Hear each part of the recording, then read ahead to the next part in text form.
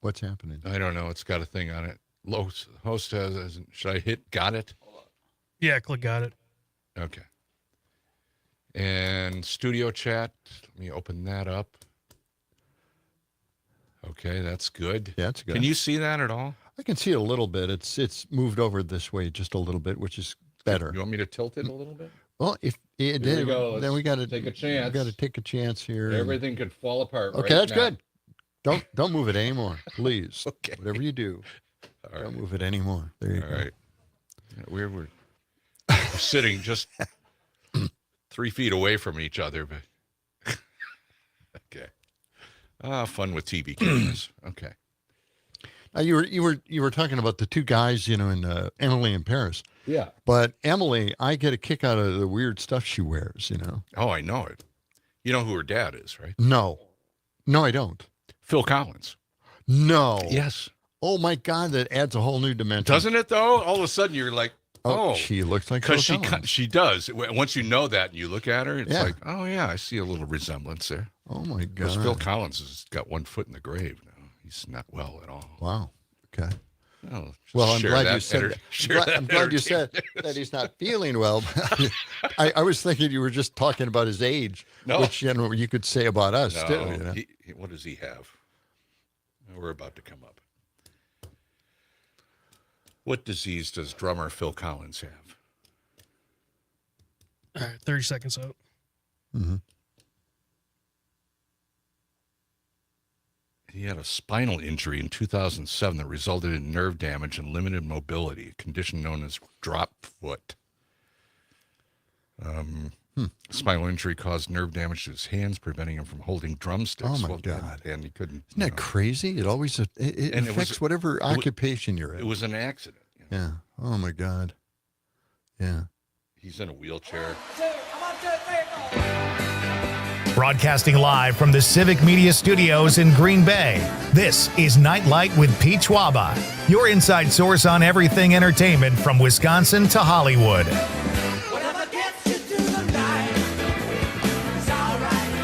Oh yeah. And now, a guy who never leaves the house without wearing a cup, Pete Schwaba. Hi, I'm Pete Schwaba, and you're not. welcome to another Nightlight. Okay, I'm John Peterson. Mm-hmm. You're And Gordy Young, Yeah, I am. and We have Dom Lee, our producer, who is just hanging around, assisting, helping us, yeah. producing us here in Madison, Wisconsin. We're at the WMDX studios, the mothership Yes. here in Madison, Wisconsin on State Street. Beautiful evening, downtown Madison. Todd Alva does a show here too. I know. They've got a plaque here and everything for Oh, Tom. I know he's the big guy. Yeah, he's important. Yeah. Yeah. Something's going on across the street at the Overture Center. There's 3 or 4 huge buses there, all kinds of See, people that walking whole, around. That whole second floor is I loaded know. with people. They're packed over there. Yeah. I don't know Well, what's going They're on. actually watching us. Now they can see, saying, I didn't know. wow, they're filling in for Pete. Yeah. Wow, this is really an event. Sure. They're streaming it right now. I hope we get the ticket cut on that one. So, Pete's producer, Conrad, is with us. Yes. Good afternoon. Good evening, Conrad. How are you? Hello. I'm doing good, guys. How about you guys? Real Doing good. okay. Did you have a Yeah. good day? What did you do? What do you do all day anyway before you do the show with Pete? Well, Well- if it's sad, you don't have to tell us. Today Why would today it be was sad? I don't know. Well, Why do go you ahead. always go negative right away? Then we got to dig our way out of it. Well, okay, then hit us up. Conrad, tell us what happened Tell today us for what you. kind of wonderful life you have. well. It was a really fascinating day. I went and toured an apartment, Oh, Okay. and then I worked out, and then came into the studio. So oh, that's cool. Okay, Why did you tour? So you You're have to moving. move? You're moving, huh? I'm moving across town. Yeah, Oh, okay. I live kind of by UWGB right now, and Okay. moving a little closer to the studio. Okay. Are you moving further away from your fitness center where you're working out? Because is that like an excuse now? I can't go there. It's too far away. The snow drifts. I can't make my way through there. What is it? Actually, there's 5 different YMCA's just in Green Bay, so I have no excuse. Wow. Okay. Are there there you go. really? Yeah, Wow. there's a lot. Yeah. Why would that be? I don't know. Yeah. Well, there's You know, an east north- side, a west side, a Side. downtown one, a De Pere one, and then one in Swamico as well. Okay. All right. I don't know how many YMCA's are around Madison. There's at least 2 or 3, right? I think don't so. know. You don't know. You never went. I know there's one on the west side. That's all I know in Madison. Okay. So tonight, Never been there. as we're filling in for Pete Schwaba, Yeah. we've got a big lineup here. This is going to be a little weird. Remember It Art is. Bell, by the way? Art Bell, the radio guy. Love that show. This is Love going to be listening to kind it. of like Art Bell's show Yeah. because we have a UFO expert and we have a ghost expert. So we're going to go out there. We're going to explore, see what people have found. Well, we should. We do this on this program, so we thought we'd just try to fit in a little bit, Sure. That's right. right? Yeah. Conrad, have you ever seen a ghost or a UFO? Because that's You our know- question of the night, right? Yeah, it is.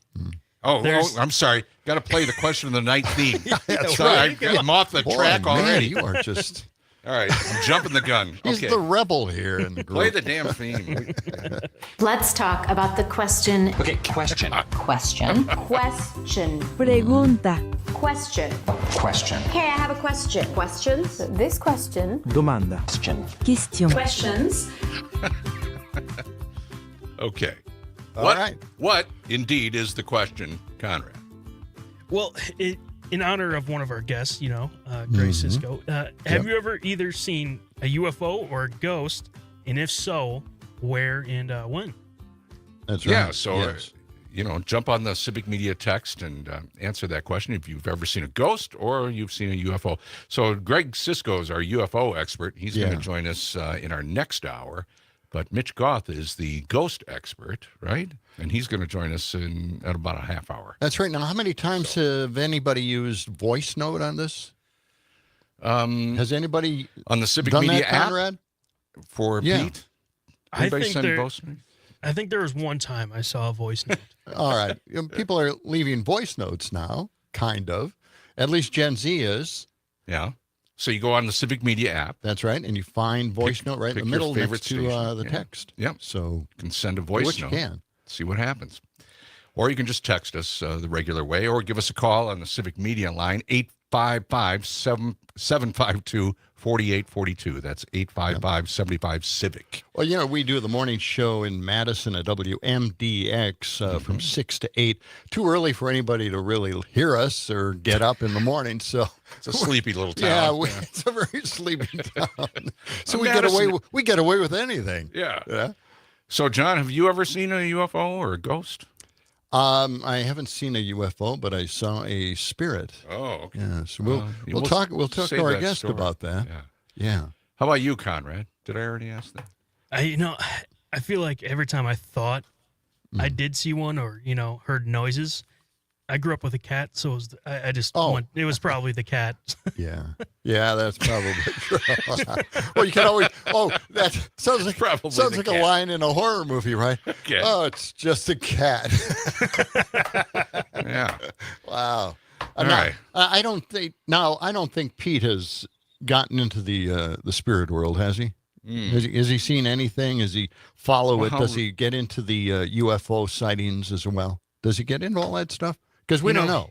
He did talk a little bit once about when he was on the road, and there was this place where all these comedies, people stayed for one of their shows, and it was Sure. haunted. He said, and he said wow. he did hear something. I think Yeah. Yeah. at night there was knocking on the door, and there was no one there. Wow.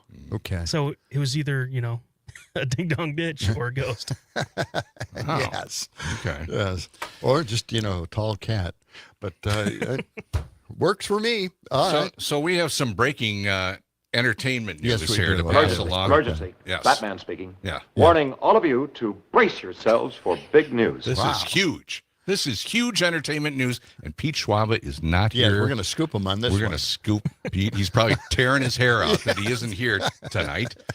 But Taylor Swift and Travis Kelce are getting married. Wow. Oh, my God. Oh, geez. Oh, I I can't wait. bet Pete's putting together right now a retrospective of Taylor Swift's life. getting ready and for Travis Kelce's and putting all highlights together.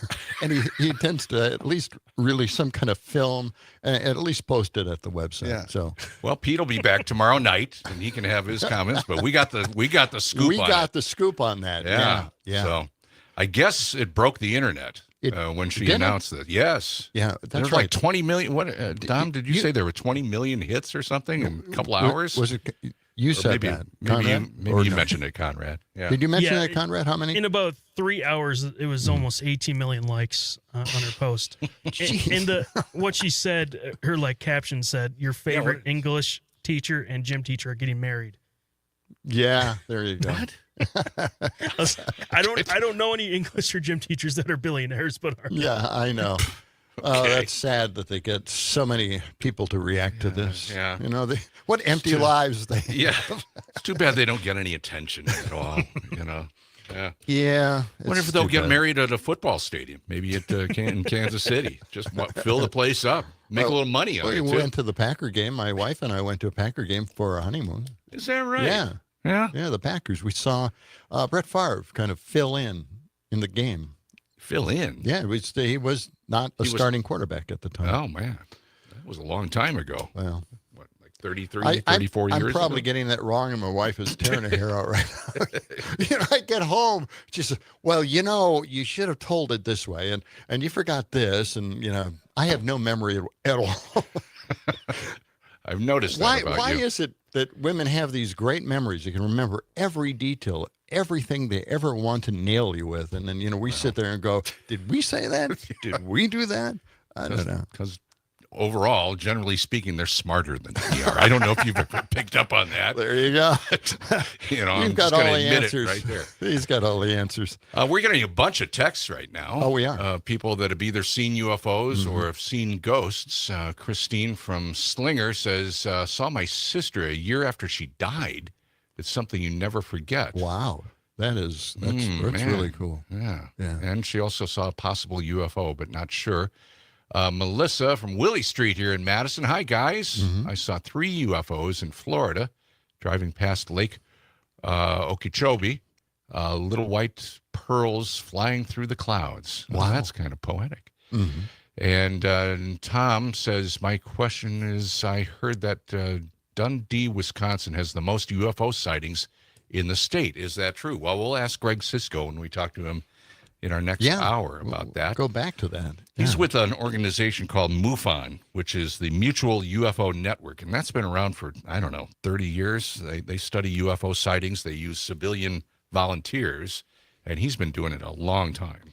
Well, And he's very much a skeptic, by the way, Yeah. to pick these things apart. But he's run across a few cases where they cannot explain, and it, looks like, well, that could be true, UFO. A lot of people are saying, well, these guys must be old fogies because they're still using the old term UFOs. Oh, yeah.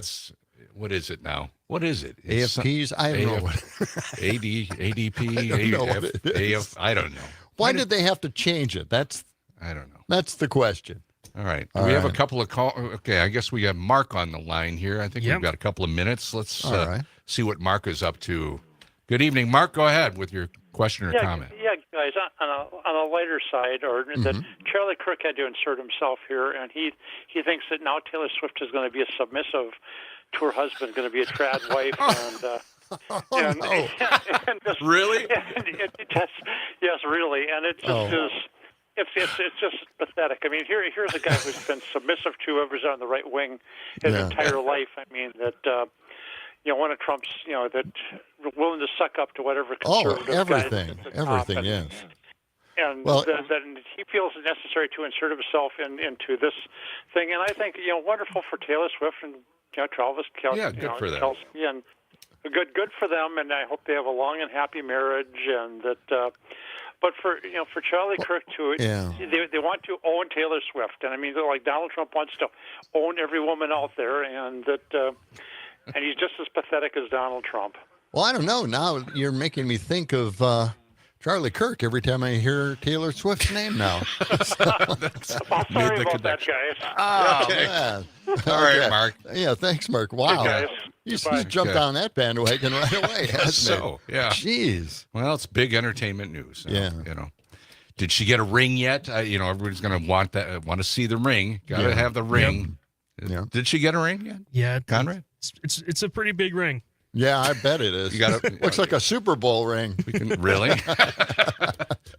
We'll have to put that on the website here. Yeah. On the Nightlight website. Okay, well, that's good. What else we got? Well, it looks like we won't be talking about the Museum of Broadcast Communications in Chicago. We've run out of time. Well, we can get to it. We can get to it after we take a little time out here. Yeah, they've moved to a new location. We've been there. You and I went there. This is one field trip we ever went on. That was like 30 years ago. I know. And they've moved a couple of times. Remember we ran out of pot and we had to we had to score on the south side. Yeah, was that time or that was some other time? Okay. That was another time. Okay. All right.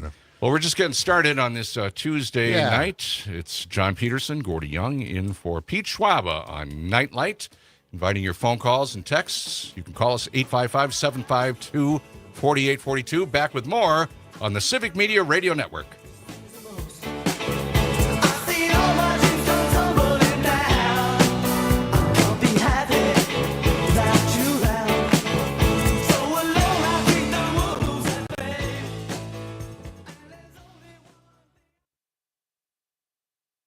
From Schwaba to Alloy. With the pack. It's Amanda with another new Wisco 411 for you, brought to you by Area 509 in Appleton. And Wednesday, August 27th, from 7 a.m. all the way through 7 p.m., it's the Green Bay Packers Give Back Community Blood Drive. All presenting donors will receive a giveaway item and a chance to win a Packers prize. This is happening at the Johnsonville Tailgate Village at Lambeau Field. You can sign up now, head to WGBW.FM and click events to find out how. Use the code PACKERS to enter. As a fellow military veteran, I relied on my team to get through very difficult missions. We had each other's back and supported our teammates through thick and thin. If you find yourself struggling to make it another day or know someone who is, reach out. Support is at reachoutwis.org. Paid for by Advancing a Healthier Wisconsin Endowment with support by the Medical College of Wisconsin, the War Memorial Center, and reachoutwis.org. Keeping you informed, entertained, and connected to your local community. Here's Terry Barr with the Civic Media Radio Network. If you're a fan of Brewers baseball, there's a new reason to celebrate. A just-released survey by the Action Network ranks American Family Field at number 3 for its hot dogs. Fans buy more than 8,300 at every home game and at a tasty price, a little more than $4 each. It gives Milwaukee one of the best affordability scores out of all 30 Major League Baseball stadiums. The Mets are last with the most expensive hot dog at close to $8. So who's the top dog? Seattle is number 1. And by the way, the Cubs hot dog lands them at 12.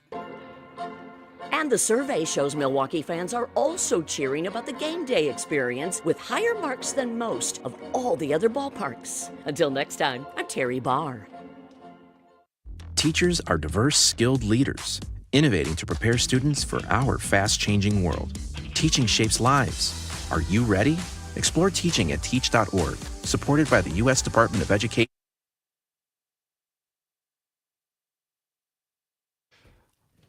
All right. We'll get to the Broadcast Museum.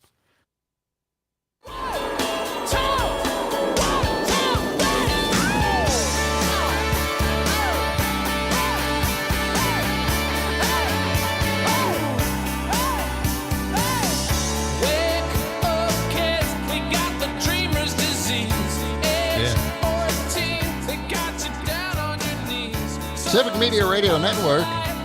This is Nightlight with Pete Schwaba. We are filling in for Pete Schwaba. This is John and Gordy in the morning, and we're doing the evening shift. Yep, double shift again today. We did it yesterday. We're doing it today. But Pete will be back tomorrow evening. The late shift. We don't know where he went. No, it's a secret. Undisclosed location somewhere. He won't tell us. No. We'll probably reveal where he is, and then fandom. It's not an easy life. Yeah.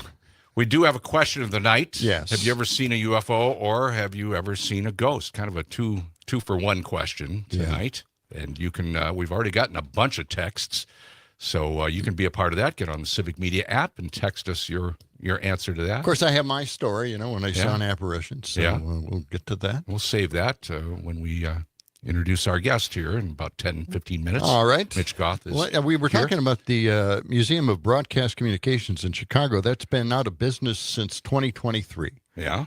I mean, it was a museum. Come on. It was great. Saving everything. Yeah. We went there. Great pictures. Together many years Microphones, all the old equipment. Old and, cameras, old just, TVs. It was really cool. And a lot of radio legends were honored down there. Radio and TV, and so even puppet shows, things like that, kids shows. It was so easy to cast us aside. Huh? So now they're reopened in Chicago, the Yes. Museum of Broadcast. Well, it's going to open in October, I believe the 24th of October, and it coincides with the 100th anniversary of Johnny Carson's birth.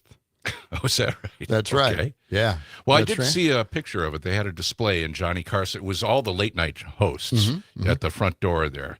So it's an actual museum again, or is it just a virtual museum? Get this. The museum is returning in pop-up form. Okay. So it's going to pop up on 440 West Randolph Street. Okay, right downtown. That is. Yeah, that's downtown. And the pop-up will last until January of 2027. The evolution of late night television is the exhibit. Well, that'll be interesting. 75 years of the genre. Yeah. Okay. And Yeah. it's going to obviously highlight Steve Allen, who I loved watching. Steve Allen was He was great. He was really great. Jack Parr, Sure. didn't know that much about him, but I Parr did was watch kind- him. I did watch him. Yeah, Parr was kind of political. He had a lot of he lot of was. Northeast political folks on there. Arsenio Hall, Conan O'Brien really Terrific. was fantastic. Yeah, really Russ was. Letterman. And Stephen Colbert. Yeah. Yeah, So they're dedicated all to late night TV. that's right. That's right. So again, we were talking about the big breaking news: Taylor Swift and Travis Kelce. Well, just getting happened married. to bring something in. Yeah, we've got something on. Charlie Barons, you know Charlie Yeah, real well, don't we you? we had him. We've talked to him a couple of times. In fact, he appeared at the Comedy Club 2 floors below us here. Yes. Saw Yeah, him he that did. night for a while. He's been on with Pete, I'm sure. Yeah, and I've seen him perform a couple of times. Mm-hmm. Yeah, he's great. So what is he? He scooped an interview. He here, got a right? scoop with Taylor Swift. All So right. why don't we check that out? Let's listen. All right, Conrad, you got that cut? Is that cut 12? Yes. Okay. It is. Just Go make ahead. sure. Okay. Push the button. Folks, we have Taylor from Minnesota in the studio right now. She just got into an accident. Taylor, what happened? I was driving down the road the other Were you day. in your station wagon or your van? I was in my van, and this deer, Jeepers Cripes, we got a deer story, folks. Hang on to your butt. this dang deer just jumped out in front of my van. And I didn't even know what was going on, because I don't know if I swerved, then I might go off the road and hit a snowdrift. Yeah, and then you really screw the poop. If I hit the deer, then I got that on my mind all Oh day, my and I gosh. gotta clean off my car. Well, that is why you carry the second ice scraper. Now, what's the state of your minivan? There's possible dents. I hope you got the gecko. And I was late to pick Jimmy up, and he's like, "Mom, you're late," and he's just, nagging at me the whole rest of the day, and it's all because of this dang deer. Shake it off and watch out for deer. Sorry, too soon. Too soon. Yeah, that was way too soon. She does a great Minnesota accent. Yeah. She bad. did that. She did that crazy accent a long time ago. That was an early video, I think. It was an early video, and it was edited together by Charlie Barons. Yeah. And it was an amazing thing. No one expected it. She just told that story in that accent. Everybody was just breaking up because they weren't ready for it at all. Yeah. That was on BBC. Is it really? Yeah, it was on Okay. BBC Radio. No kidding. Yeah. So Charlie, he does a podcast that's on the Civic Media Radio Network on Saturdays at noon. And it's a funny little, it's kind Does of he have behind the what is scenes. it, the Manitowoc Minute? He has the Manitowoc Minute. He still does that. He does a lot of other videos as well, and he works with his brothers. I think one of his brothers is a comedian, if not a couple of them. And it's a big... My cousin's a comedian. Yeah.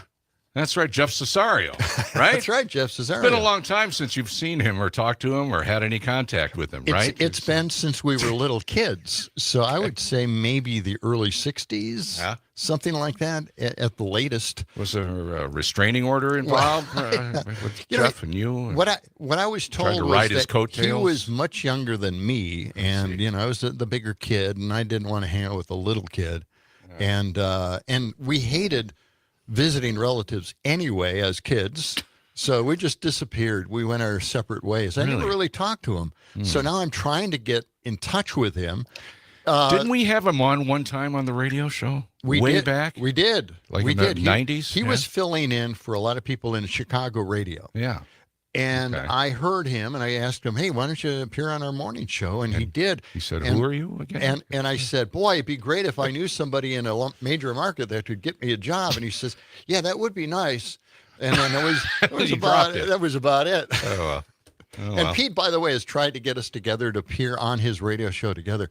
Yeah. And he never got back to Pete. So, okay, well, that's Pete a sad thinks he story. just blew a friend off. That was it.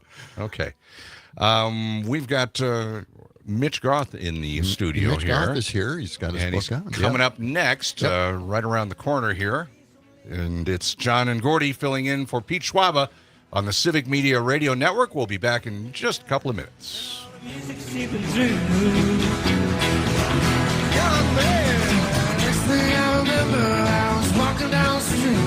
I was feeling alright. I'm with my boys, I'm with my troops.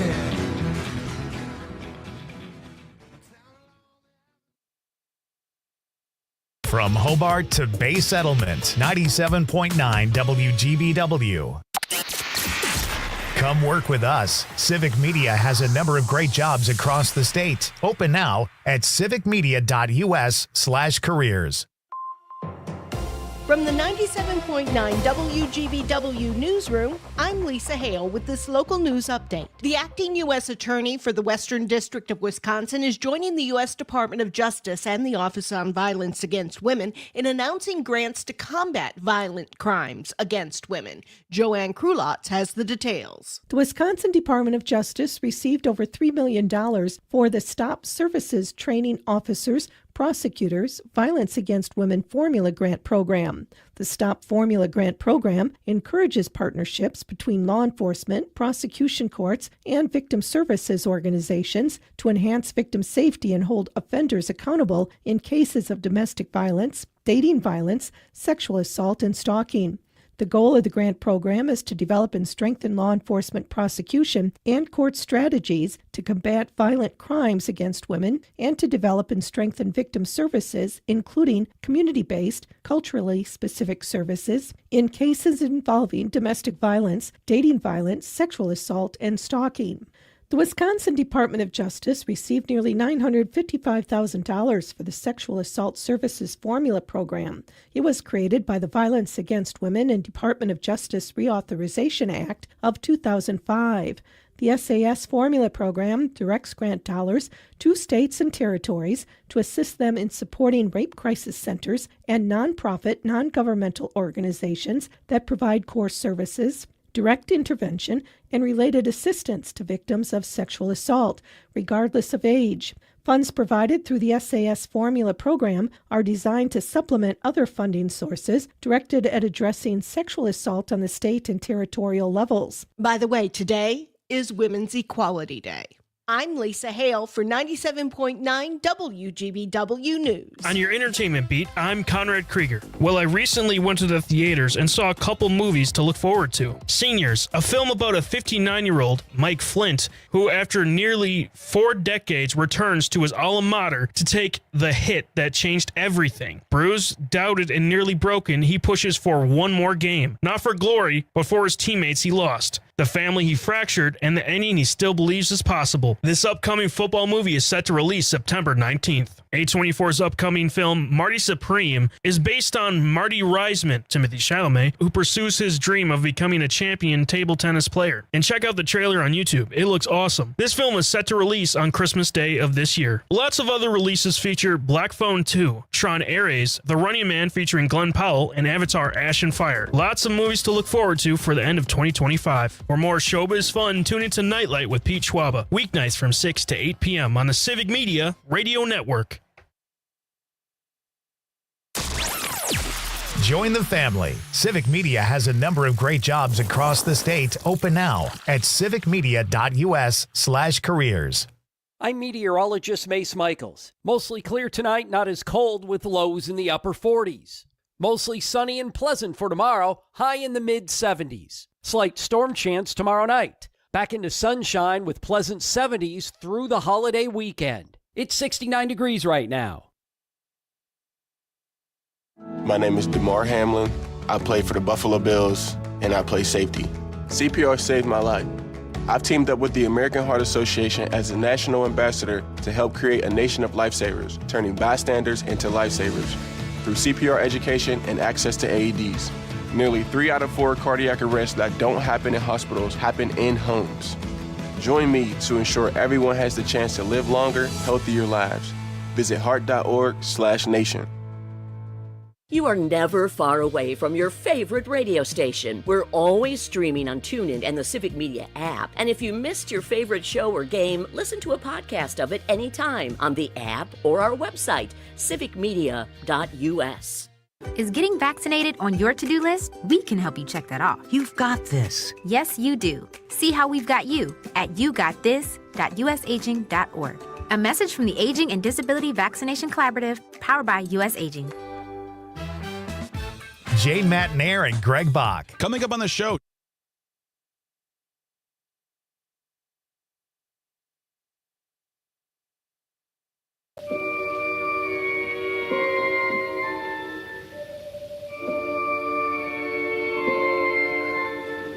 Civic Media Radio Network. Nightlight with Pete Schwaba. Pete Schwaba is missing. He's disappeared. Yeah. And we can't find him. He was here a couple of days ago. We haven't seen him since. I don't know what happened. Yeah. Well, that happens to some radio people sometimes. I was going to say, it's not unusual. It's John Peterson and Gordy Young filling in for Pete Schwaba. He'll be back tomorrow, he says. You know, Yeah. He left a note, I guess. We have a question of the night. Have you ever seen a UFO or have you ever seen a ghost? And we picked those two. It's a double question. If so, where? Yeah, and when? Or when. Yeah, we'd like to hear your stories. We've gotten a bunch of texts, and we have two guests tonight. Greg Cisco will join us in our next hour. He's our UFO expert. And right now, we have Mitch Goth, who is with the organization. Is it Haunted Us? Is that what it is? Haunted US. Haunted US. Yes. Okay. What is Haunted US all about? Do you do ghost hunting? What is it? Well, more than ghost hunting, we are paranormal researchers. And our goal is to share America's haunted places with everybody, tell their stories, their history, and their paranormal claims, and get them out so that folks who enjoy ghost stories can learn all about these places, even if they're far away, or even if they're closer to home than they might initially think. What got you interested in all this? What lured you into this haunted occupation stuff? Yeah. So when I was growing up was right around the time when Ghost Hunters and Ghost Adventures really started to pop up on TV. Yeah, sure. And funny story, I didn't watch those shows at all. No. I didn't really put much stock in it at all. Yeah. It was just kind of a piece of entertainment that was on one of the many channels on Yeah. TV. Maybe I caught an episode here or there. Yeah. But I actually moved in next door to a ghost hunter when I was about 14. And a friend of mine, it was a friend of mine and their family. They were all ghost hunters, which was news to me. Wow, I had known this person for a couple of years. Crazy. Never knew that they went out ghost hunting, but their whole family made weekends of it a lot of the time. And so, a couple of months later, they came over and they asked, "You want to go ghost hunting this Saturday?" Yeah. And I thought, well, I don't have anything else going on this Saturday, so I might as well, fun way to spend a weekend, Sure. one individual weekend in Yeah. my life. And I went out with them, and we stopped in a place in Beloit, an old mansion turned restaurant, and it was abandoned when we went there, so it was old and spooky and empty. And I had some one-of-a-kind experiences there that kind of hooked me into the whole paranormal world, and I've been doing it ever since. Was it EVPs, or was it a visual at all? So that particular night, it was all audio. EVP is the recording of those anomalous events, and unfortunately, it was my first time. I didn't have an audio recorder handy, so but everyone else with me was all well equipped. And one of the things they gave me was essentially a bionic ear, almost kind of like what you use for bird watching. And I plugged it in my ear and just kind of listened. And EVP sessions formed the structure of their entire investigation. And EVP sessions are asking questions to the ghosts that might be in a place and waiting for them to respond. So you will ask a question, is anybody here, to what looks like an empty room? Yeah. And you'll wait for 30 seconds, a minute, and then you'll just ask another question. And it's on the audio recording that you're taking where the spirit voice is supposedly manifest. Okay. But if you're wearing a bionic ear like I was, you might hear those voices in real time. Yeah. And so while these questions were going on, I was just kind of sitting and listening. I was sitting on the stairwell of this 2-story building, listening down to the first floor where the bar had once been. Now it's just a big old empty room. But as questions started to go on, I started to hear more and more from downstairs where nobody was. Really? But it wasn't just one voice. I couldn't pick anything out, and it grew and it grew, and it took me a long time to figure out. I stopped listening to my friend's questions completely because I was enthralled by what this background noise I was hearing was, and I figured that it was the sound of like overlapping conversation, like a bar full of people. Sure. Really? But that was the sound that was rising up from downstairs, and except there wasn't a soul down there, not one. Well, okay, at what point did you freak out, throw the earpiece down, And run away? Run away. What is really? This all happened the first time? The very first time. I was honestly more dumbfounded. Yeah. I went out fully not expecting to experience anything. To experience something, I was a bit more, startled, shocked that something is actually happening. This is not at all what I expected, but I guess it was run of the mill for them, and they were very professional about it. They tried their darndest to capture it on their recorders, and I think they had 4 or 5 recorders running that night, and they all went back and tried to see and tried to check. It did not materialize on any recording, but but you were hooked. Yes, and that was now. What is EVP? What is it? Yeah, that is electronic voice phenomenon. Oh, okay. All right. Now I understand that you use a ghost box, or right? Yeah, it's a white noise machine. So the ghost box or the spirit box. Spirit box. The spirit box is the modern name, but both names are interchangeable. Basically, it is a radio. It is which I'm sure you guys are familiar with. It is it's a traditional AM/FM radio. Okay. And they followed the same standard ever since they were invented back in the early 2000s, or modified, I suppose. Did you ever find that maybe the stations were a little too strong for that voice box to actually? Yes, absolutely. If you are which is better, AM or FM? In my opinion, AM, because it tends to have less noise, less activity and more just flat white noise. Okay. But it really depends on where you're at geographically and where you're at in a building, because you're exactly right. If you're in a city with a lot of radio stations, all you're going to hear are what's coming up next on 101.5 or something similar like that. Right. But maybe you are way out in the countryside where there aren't many, or maybe you are way out in the countryside in an old building in the basement, in a sub-basement, where really no radio frequencies can really reach, and you're still hearing some odd activity and some odd voices. And I know some people who put them into Faraday cages. The whole radio, whole operation, dropped them in a Faraday cage. Well, So okay, I don't know what a Faraday cage. What is a that? Faraday cage is a structure that you build to keep out electromagnetic and radio waves. So Okay. if you own a microwave at home, Yeah. you see the window in it, and it's got the weird kind of The mesh? textured the mesh on the inside. Yeah. That is a Faraday cage. Okay. To help keep the energy inside from leaking out. And the same concept goes the opposite way. If you put a radio in a Faraday cage, it doesn't matter if you're standing right next to a radio tower, it's not going to pick up anything. And that works better? It's theorized that it should obviously cut out the interference, and then whatever you hear, if you hear a voice coming through, it adds an extra layer of, well, we did our due diligence, so what is that? Yeah. Well, I went to a website where you can buy all that equipment. Yeah. It's Ghost something or other. I can't remember what it is, but my kid was very much into this, and we did a little ghost hunting here and there. And I realized one thing. You always see abandoned houses, as you travel. Yes. And we went into one of those abandoned houses, and I realized at that point that really it may not be haunted. It's just abandoned. Yes. So you really have to go to places that are haunted in order to get any kind of reaction. Yes, absolutely. And a lot of places that look haunted are simply just empty. You could take almost any building at all and, shut the lights off and leave it empty for a couple months, and it will just get that kind of vibe to it. It's the eerie. It's just eerie seeing a place that should have people in it that doesn't. We're talking with Mitch Goth. He's with Haunted US, and we're taking your calls if you want to chime in here, or if you have a ghost story to tell, 855-752-4842, or you can text us on the Civic Media app. All right. Well, Mitch has a book, 30 Haunted Nights in Wisconsin.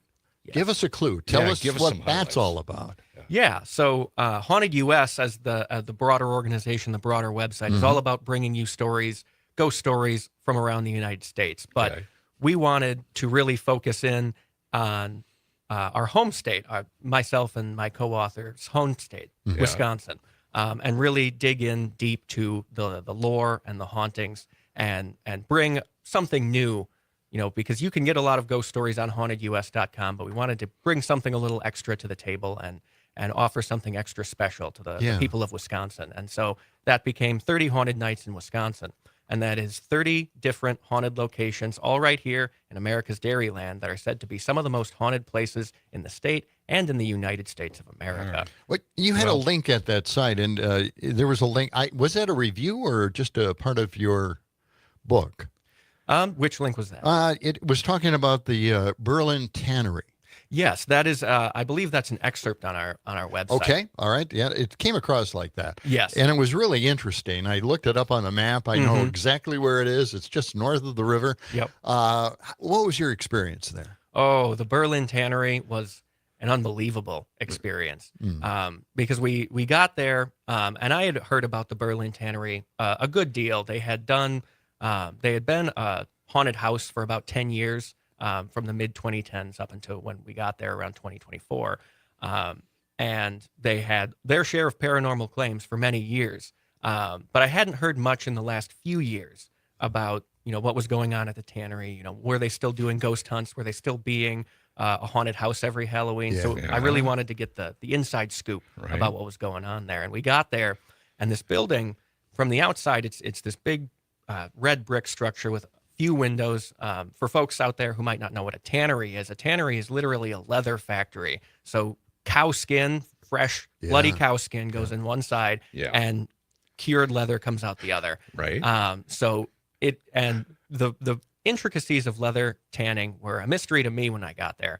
And immediately we met the owner, Dan, who said, take all the photos you want, any questions you've got, feel free to ask him. And we got all of our photos of the outside, and we asked him, do you have time to show us what the inside of this building looks like?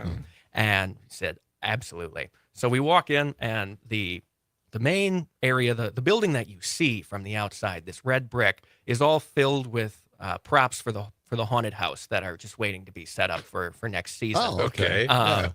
And so we traverse this area, and we're like, this is pretty neat. You can sort of see spaces on the floor where machinery used to be. And then Dan tells us, wait until you see the basement. Okay. And so we head Wow. We head down to the basement of this I'm old getting scared now. this old leather factory, the skin factory is what I've taken to calling it. Okay. And the whole place just opens wide up. It is this huge Open chamberous space, room. Yeah. And it actually leads to basically every other building on the block in Berlin. This entire block is the tannery. Wow. And so you're kind of deceived from the outside that just this one section is the whole building. But really, the entire city block is this massive facility. And once you get down into the many levels of basements that are there, you get to see ovens, like huge building-sized ovens, just filled with meat hooks. Wow. Huge dryers built of wood, also filled with meat hooks.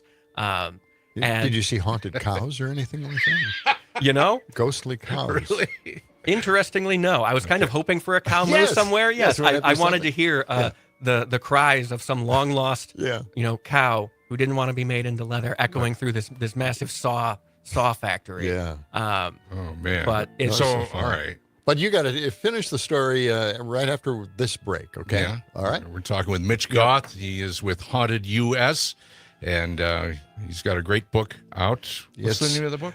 It is 30 Haunted Nights in Wisconsin. All right. We will continue with our ghost stories, and if you have one, you can call us on the Civic Media Radio Network line, 855-752-4842, or text us on the Civic Media app. Yeah. Coming right back with Nightlight.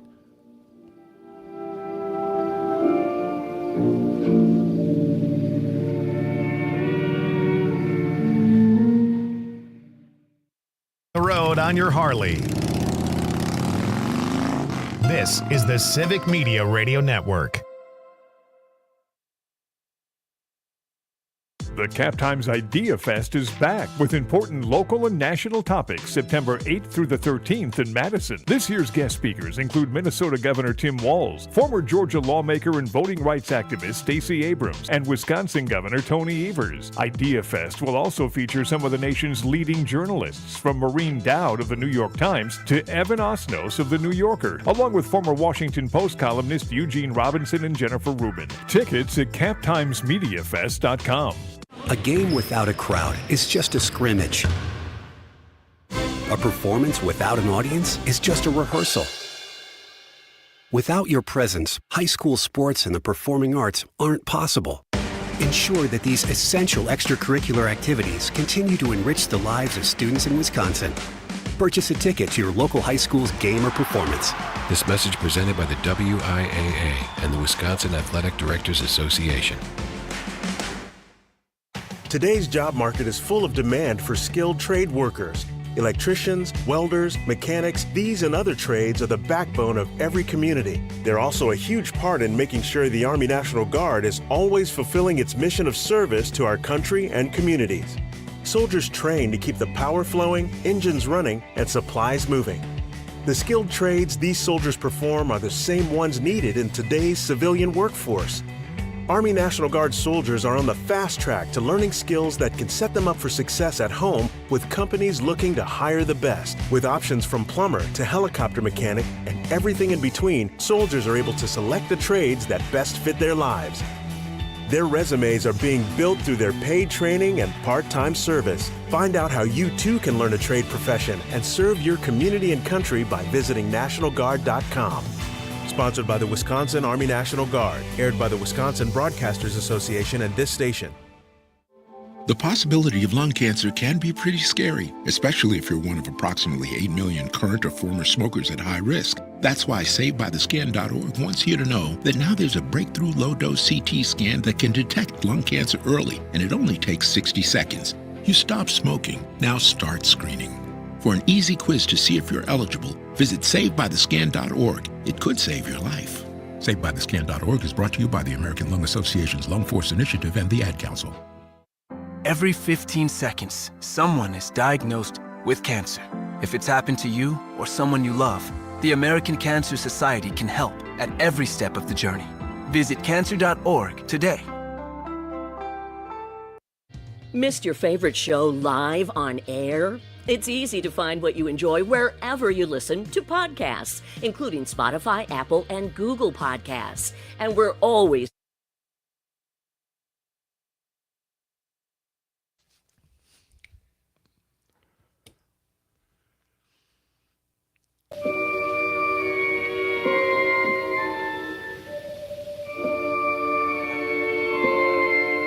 This is Night Light. John and Gordy filling in on the Civic Media Radio Network. Where's Pete Schwaba? With our special guest, Mitch Goth, author, and he's got a book entitled 30 Haunted Nights in Wisconsin. We were just in the middle of a story where he's in a tannery and about to be stampeded by dead a ghostly cows, herd. ghostly It's Ghost cows. Riders in the sky, you know? So, Okay. So now continue the story. You're in this big vacant basement with ovens in it and hooks. Yes. What happened? So we are traversing this darkness. The owner of the building, Dan, he's the only one with a flashlight, and you know the darkness just kind of seeps into the light. It doesn't. The flashlight doesn't venture very far. But we are still trying to get our photos. I'm there interviewing Dan. I've got my notebook out, writing by this teeny tiny glimmer of light, writing down everything he says. And he just keeps showing us, you want to see what's behind this door? Wow. And it's a whole new swath of this factory. And then at the far end of the drying room where they would hang the skins, there's another door. Oh, man. Wait till you see what's behind this door. And it's the boiler room where you know these gigantic pieces of machinery are just lying in rust and decay. And then, you know, at this point, we have no idea where we are. Yeah. We know we're in this building somewhere. Right. We are in Berlin, Wisconsin still. They've That left a lot much of we people know. down there. Yes. And finally we cross over this basement catwalk, which is just kind of sitting there almost. You walk up these stairs and there's a catwalk there. And we walk across this catwalk to a garage door. It's like, wait until you see what's behind this door. And he pulls it open and there's our car. Oh, we're right back where we started. Oh, okay. Really? What? So he just set He you said, up with "See you all later, this. guys." Yeah, see ya. Yeah, in classic haunted house fashion. Yeah. You know, because this is the bread and butter of this creepy factory building Yeah. is Okay. haunted house. And you know, when they opened it as a haunted house, that's when people started saying, you know, who was that in that area, or that person really scared me. And the haunt actors and the owner were like, I don't know anybody like that. There wasn't anybody over There you there. go. So there are some real ghosts in here. Okay. Oh, man. Well, John, why don't you tell your ghost story? Yeah, right? well, you're from Janesville. Yes. Mitch, and I used to visit down there, worked on a farm, a friend of my parents, and I was just kind of crawling around on the floor. I was very young, 6 or 7 years old, something like that. And I was watching Invaders from Mars on TV. Okay. Black and white, of course. And everything in the room was ancient. The wallpaper was ancient. Everything was really old. And they had a pantry, 2 doors, pantry, off the living room. And it was always closed, always locked, but it was open this time. The door was just ajar. And I thought, well, I can get in there. So I'm crawling on the floor and I'm moving around in that room, and it was just every junk. It was a storage room of, clothes and boxes. And I saw this really interesting cloth, this grayish cloth, and I started pulling on it, and I looked up, and there was this man looking down at me. Oh. And I completely freaked out. I was screaming. I left that room. I ran into the other room where my parents were, and the people that owned the house. I told them what I had seen, who I had seen, the description, and they said it was very much the description of their late grandfather. And that was it. I mean, I don't think they were ever kidding me, because I kept asking them through the years, many of the years, and they never took it back. They never broke my little my frightened moment. So I think I really saw something. Is that an apparition, or is that what is that? That would be an apparition. Okay. You saw their features, and Yes. you could readily describe it in a way where someone else would say, that sounds like a familiar person. Exactly. That is an apparition. That is a vivid ghost. But I pulled on cloth, Really? Yeah. Okay. And that is, it's not something that really happens often. That's a very unique ghost story. But, ghosts manifesting in something that's actually physical is a story that you might hear now and again. So it's not without precedent. Well, there you go. All right, we just have a couple of minutes left. You got one more quick one, Mitch? Sure. Another story? Yeah, absolutely. Lay it on us. All right. So I guess the best story I can pull immediately from 30 Haunted Nights in Wisconsin. Mm-hmm. Your book? Yes, Okay. the book 30 Haunted Nights in Wisconsin comes from actually the very first chapter. So if you buy this book and you crack it open, it's the very first ghost story you'll read. Okay. And that is for Shaker's Cigar Bar in Milwaukee, Wisconsin. Oh, okay. And when we went there, they're very into their ghost stories. They have neon lights of ghosts all over. So they were very excited to show us around, and we were very excited to hear the stories. And there are reports on every floor, mainly the basement. There are a lot in the basement, and so what ended up happening is they spent a lot of time in the basement, really taking us through everything, and we got everything that we wanted. But then we went upstairs, and they kind of glanced over the second floor because there was a murder on the third floor. Okay. And so they really wanted to take us to the third floor and tell us that story too. But as we were heading up the stairs, I was stopping to take notes on what the tour guide was saying, and Brandon was taking photos, my co-author Brandon, and suddenly Brandon just exclaims like, what? And everybody just kind of stops. Like, what's going on? And he's like, somebody just walked into my shot up the stairs. Oh. And wow. And he maintains to this day that once again he saw a vivid apparition of a woman in a late 1800s, early 1900s dress. And funny story, it seemed to match the general description of the third floor murder. Wow. Okay. Wow. What cigar shop was this? That is Shaker's Cigar Bar. Is it still around? It is. You can go there, smoke a stogie inside. It's Well, Okay. it seems like that spirit does not like the third floor.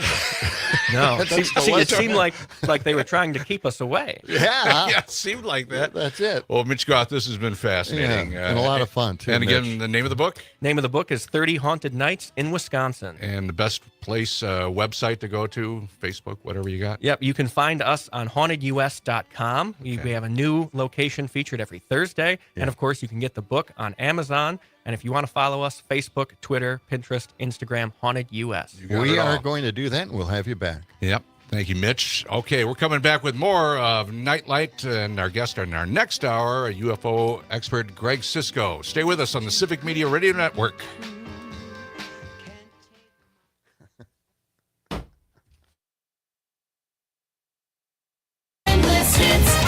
WGBW, Denmark, Green Bay.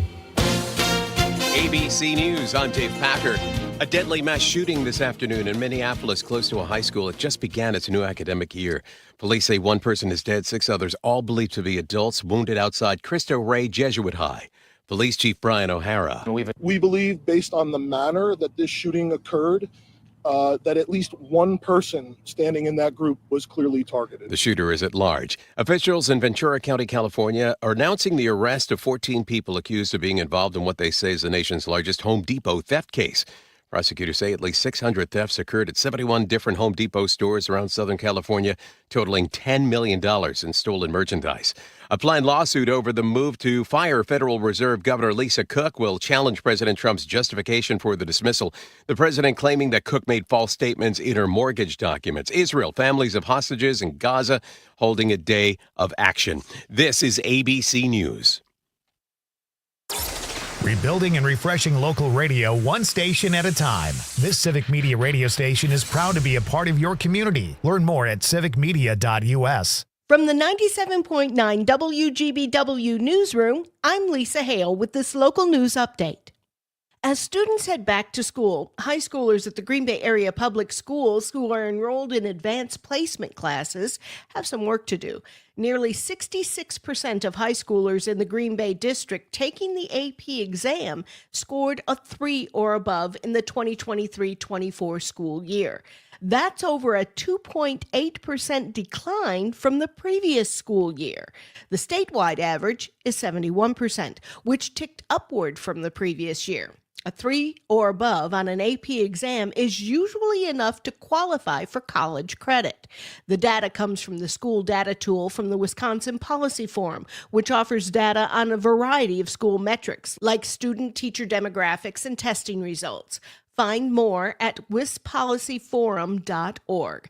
The College Board, which administrates the AP exams, recently recalibrated its scoring for generally higher passing rates. Gas prices made a significant jump in the last week. Melissa Kay has the latest. The price at the pump rose 23.8 cents in 1 week, with the average across the state landing at $3.06 on Monday. This is 16.8 cents higher than a month ago. Officials at Gas Buddy say last week's storms knocked the Midwest's largest refinery in Indiana offline, which caused the sharp jumps in gas prices across Ohio, Wisconsin, and Michigan. The biggest wildcard to prices would be any shifts in Russia's war on Ukraine. In Green Bay, a gallon of gas is up 34.3 cents a gallon for an average of $3.10. In Appleton, the average is about $3.05 a gallon. News at the top and bottom of the hour all day and on demand anytime at WGBW.FM. I'm Lisa Hale for 97.9 WGBW News.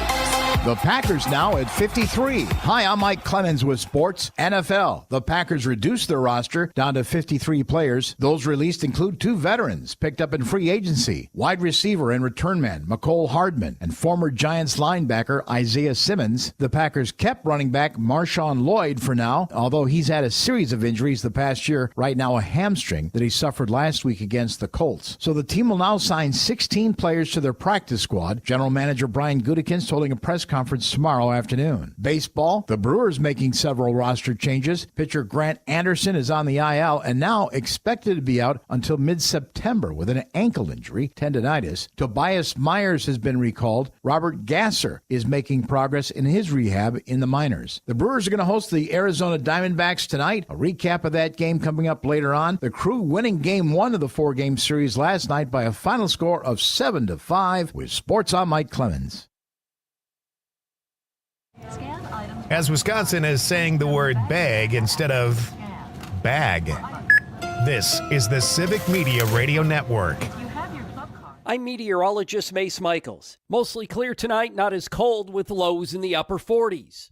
Mostly sunny and pleasant for tomorrow, high in the mid-70s. Slight storm chance tomorrow night. Back into sunshine with pleasant 70s through the holiday weekend. It's 69 degrees right now. Jane Matnair and Greg Bach. Coming up on the show, Democrats need to rebuild trust. How do they do that? Emily Cephos is here to tell us how. Join us. Matnair on air, weekday mornings 9 to 11. For 75 years, the Muscular Dystrophy Association's voices have thundered through the halls of Congress.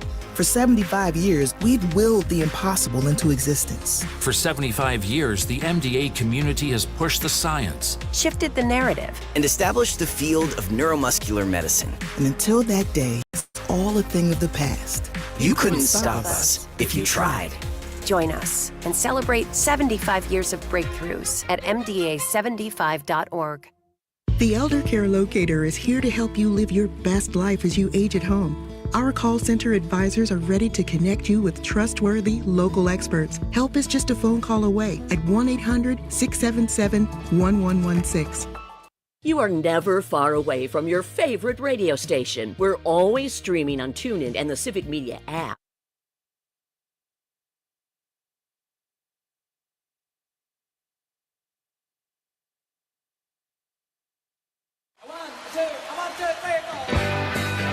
Broadcasting live from the Civic Media Studios in Green Bay, this is Nite Lite with Pete Schwaba, your inside source on everything entertainment from Wisconsin to Hollywood.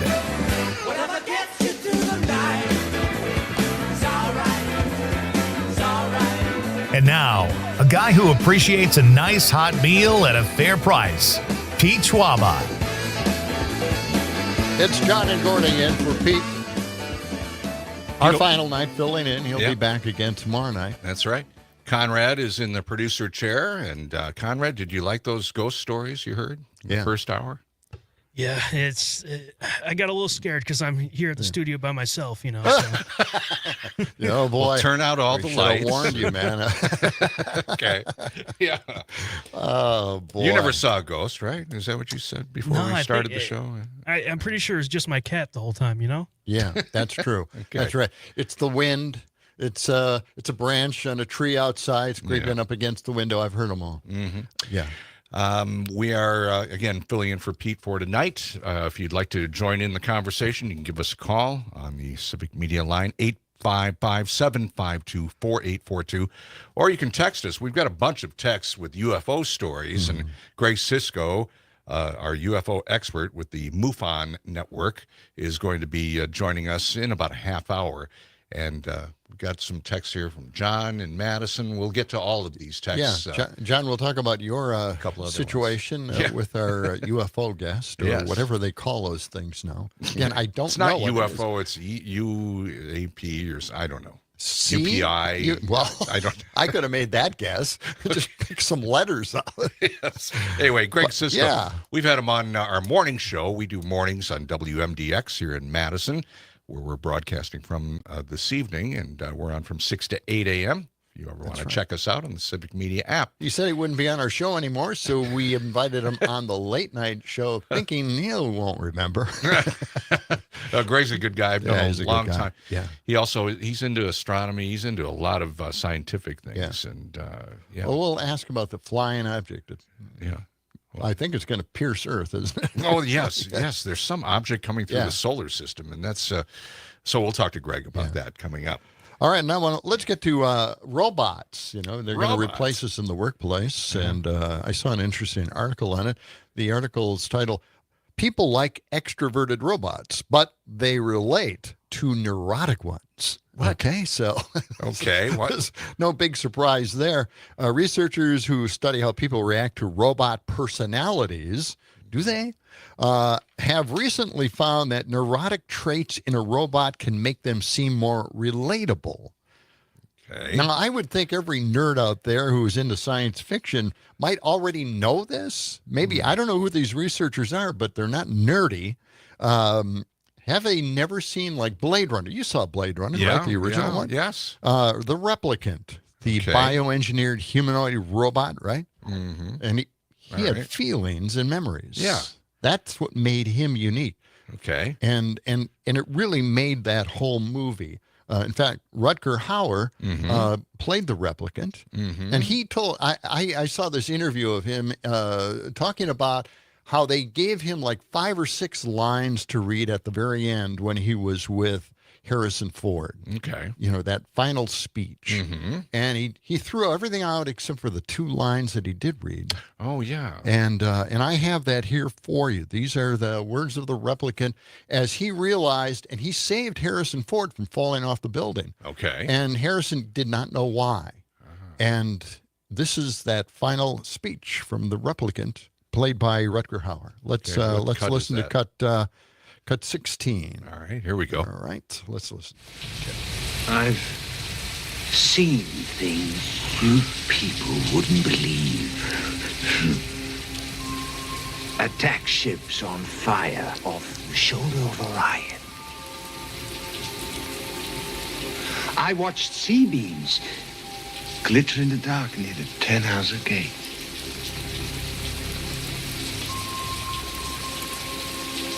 All those moments will be lost in time, like tears in rain. Time to die. And he did. It was a great scene. Great scene. Yeah. One of the great scenes in science fiction. And of course, everybody could identify with that. And he kind of left that movie, everybody feeling a little differently about him, right? And that's how you relate to these robots who need feelings. Now, I remember the only one that I can really relate to, like a TV, like Star Robbie the Trek. Robot? No, New Generation, Next Generation. Oh, okay. Data. Data, yeah. Because he seemed to have some, he was on the edge of emotion sometime, or Yes. would try to understand human emotion, and occasionally would be sort of humorous, or Right, or at least right. on the edge of that. Well, the guy who came up with AI says that they should start programming a motherly feeling into AI. Yeah. So AI would feel some attachment to its creator or the person they're familiar with. Some empathy. So they don't kill that person. That would be nice. The guy who came up with the AI says, I regret it because I think they're going to kill the human race. That was the headline. Kind of buried the lead there, didn't you? I did, but I thought I'd give everybody the idea that, if you program something else into the AI and they feel an attachment to you, an emotional attachment, and they can do that, they won't kill us. Okay. Oh, good. Just to let you know. Okay. Good. Now, everybody remembers the lovable C-3PO. Oh, right? sure. Well, let's play cut 15 here. Okay. All right, let's hear it. Okay. R2-D2, where are you? At last. Where have you been? What are you talking about? I'm going to regret this. We seem to be made to suffer. It's our lot in life. I've got to rest before I fall apart. My joints are almost frozen. What a desolate place this is. It's much too rocky. That malfunctioning little twerp. This is all his fault. What message? The one you've just been playing. The one you're carrying inside your rusty innards. Have no more of this Obi-Wan Kenobi gibberish. You're fortunate he doesn't blast you into a million pieces right here. No, I will not be quiet, Chewbacca. Why doesn't anyone listen to me? Surrender is a perfectly acceptable alternative in extreme circumstances. The Empire may be gracious enough. How rude. All right. Yeah, that was a little neurotic, I would think. Yeah. Who's that? That was C-3PO. Yeah, yes. okay. Yeah. And there's another robot in Rogue One. Oh. That's a prequel to Star Wars, and it was K2SO. But he was really, really a great guy. In fact, turned out to be a hero. So, okay, this is it. I got a better cut here. This is cut 17. We got plenty of time for this. yeah. Sure. This is cut 17, and neurotic personalities are a staple of science fiction, and researchers are just noticing how lovable they can make human-killing robots sound. So let's listen to this little track. Okay. There's this famous list of basic personality traits that psychologists see in humans. Most of them look into making their robots more extroverted. But the researchers also sometimes gave this robot a very different personality, a neurotic personality. Neuroticism involves a tendency to be more anxious, worries about their health, worries about, their performance. So, for this study, people were recruited at a museum in Chicago. Depending on the personality it had been given, the robot would respond in different ways. For example, the extrovert was enthusiastic. The neurotic version of the robot spoke with less certainty. The neurotic robot did provoke some interesting responses. I would say a majority of participants actually mentioned how human-like they found the neurotic robot. They found it to be a lot more relatable. Imagine if your autonomous vehicle was neurotic. That's not a trait you'd be happy with, right?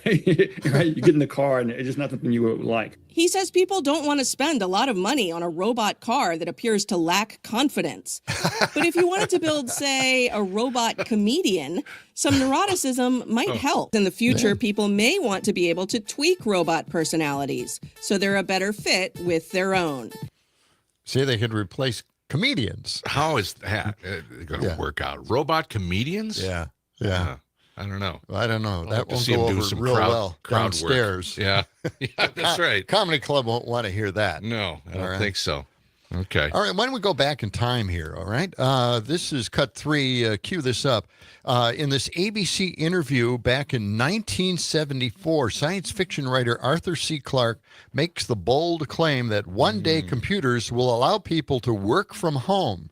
Wow, really? That's a great thought. Wow. And access their banking accounts as well. Let's listen to prediction. Arthur C. Clarke. Okay. I brought along my son Jonathan, who in the year 2001 will be the same age as I am now. Maybe he will be better adjusted to this kind of world that you're trying to portray. The big difference when he grows up, in fact, if we wanted to wait for the year 2001, is that he will have in his own house, not a computer as big as this, but at least a console through which he can talk to his friendly local computer and get all the information he needs for his everyday life, like his bank statements, his theater reservations, all the information you need in the course of living in a complex modern society. This will be in a compact form in his own house. He'll have a television screen like these here and a keyboard, and he'll talk to the computer and get information from it. And he'll take it as much for granted as we take the telephone.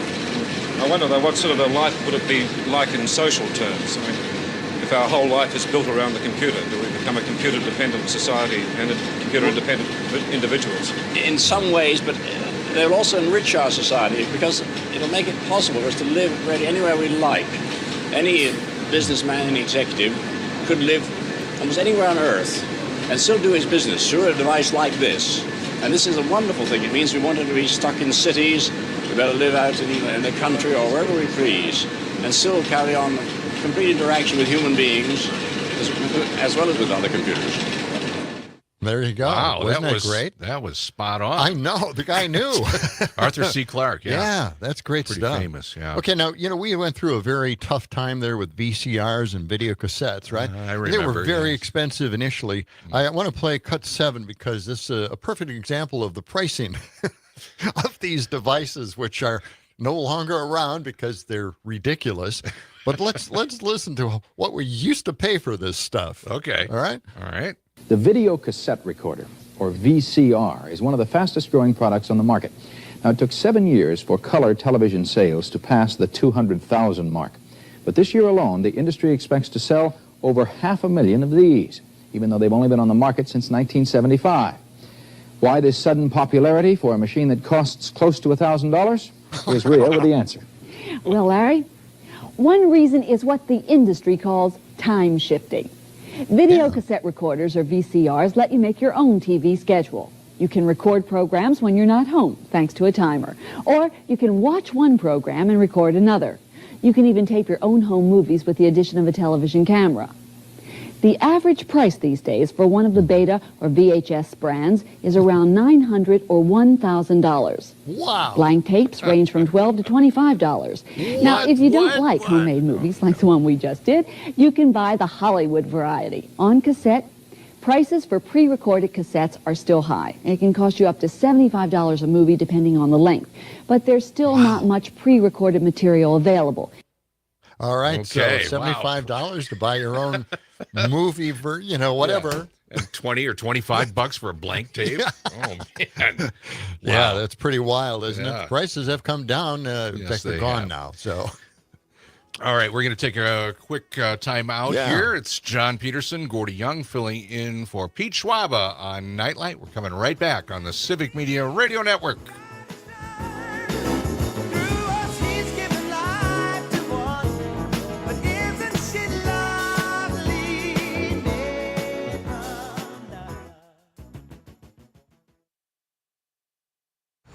From Denmark to De Pere, this is 97.9 WGBW. Appleton Cigar Company on College Avenue has been serving the community for over 25 years. If you are a cigar aficionado looking for a one-of-a-kind experience, you need to check out Appleton Cigar, which boasts the largest selection of cigars north of Milwaukee with over 706 cigars to choose from in a walk-in humidor. The Cigar Lounge offers an impressive variety of spirits and cocktails that pair perfectly with a premium cigar. For the full experience, come to Appleton Cigar at 415 College Ave, Monday through Saturday, 11:30 a.m. to 10:30 p.m. For more information, go to appletoncigar.com. Hi, I'm Kristen Ambos, Wisconsin's #1 female loan officer for residential mortgages. Every loan is unique, and I'm committed to your financial well-being. Let's chat today at 920-606-1156 and check out my podcast, Always on Point.